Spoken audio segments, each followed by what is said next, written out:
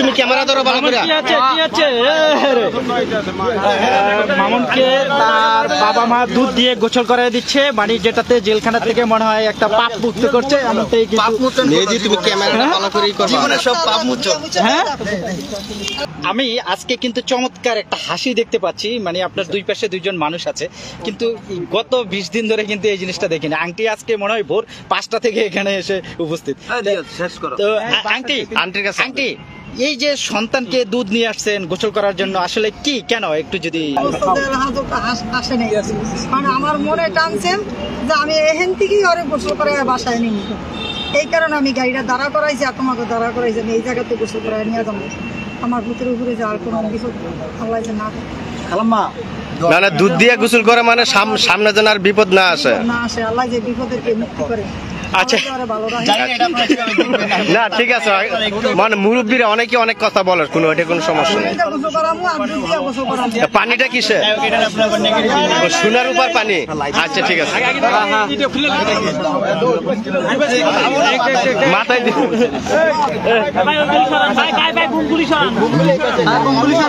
এই যে তুমি ক্যামেরা ধরো ভালো করে। মামুনকে তার বাবা মা দুধ দিয়ে গোসল করে দিচ্ছে, মানে যেটাতে জেলখানা থেকে মনে হয় একটা পাপ মুক্ত করছে। তুমি ক্যামেরাটা ভালো করেই করো, জীবনে সব পাপ মুছো। হ্যাঁ,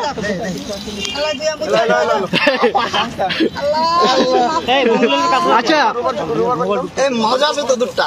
হ্যাঁ মজা আছে। এখন দেখতেছি আবার পানি দিচ্ছেন, এটা কোন কিসের পানি? সোনার উপর পানি দিয়ে পাপ মোচন করছে। যে আপনারা যাকে এতদিন প্রিন্স মামুন যাকে দেখতেন, তাকে কিন্তু আজকে নতুন আর প্রিন্স মামুনের জন্ম হলো মনে হচ্ছে নাকি? হ্যাঁ,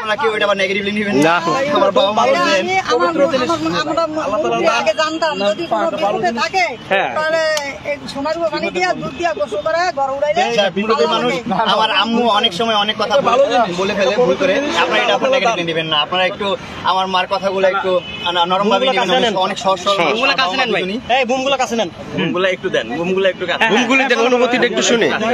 একটু সাইডে রাখেন। আরেকটা কই মেহেদি বুম, আর বুম ধরছে তো। হ্যাঁ বলেন। আচ্ছা, আমি যেটা বলতেছিলাম, এইসব বিষয় নিয়ে আপনারা আবার হাসি ঠাট্টা করেন না। যা করতেছে আমার বাবা মা, আমার বাবা মা খুবই সহজ সরল একজন মানুষ, আমি একজন সহজ সরল পরিবারের সন্তান। অনেক ভুলই করছি আমি, আমার বয়সটা মাত্র 20, আমি 13 বছর বয়স থেকে যেহেতু স্ট্রাগল করি, অনেক ভুল ত্রুটি করি, আপনারা ক্ষমা সুন্দর দৃষ্টিতে দেখবেন। অ্যান্ড আমার মা অনেক কথাই বলে ফেলে, চিন্তা ভাবনা করে আমার ছেলের ভালো হবে, আমার ছেলের উপকার হবে, কিন্তু ওইটা যদি আপনারা নেগেটিভলি নিয়ে নেন, ওইটা যদি আমার অপকার হয়ে যায়, সেটা আপনারা একটু খেয়াল রাখবেন, দোয়া রাখবেন আমার জন্য, এইটাই আপনাদের কাছে। আচ্ছা মামুন ভাই, একটা ছোট্ট প্রশ্ন ছিল। সকাল থেকে আমরা বেশ কয়েকবার দেখলাম যে লায়লা এসে এখানে অপেক্ষা করছেন, তো এরকম যদি কোনো পরিস্থিতির সৃষ্টি হয় বা ভালোবাসার টানে তার কাছে ফিরে যাওয়ার কি কোনো সম্ভাবনা আছে কিনা? এই প্রসঙ্গ নিয়ে এখন আমি আর কথা বলতে চাচ্ছি না ভাইয়া। না, দেখলাম অনেকক্ষণ যাবত তিনি অপেক্ষা করছেন আপনার জন্য। Okay thank you Mamun, thank you আমার বাবার জন্য, আমার ভাই বোন, দোয়া রাখবেন সবাই। আল্লাহ।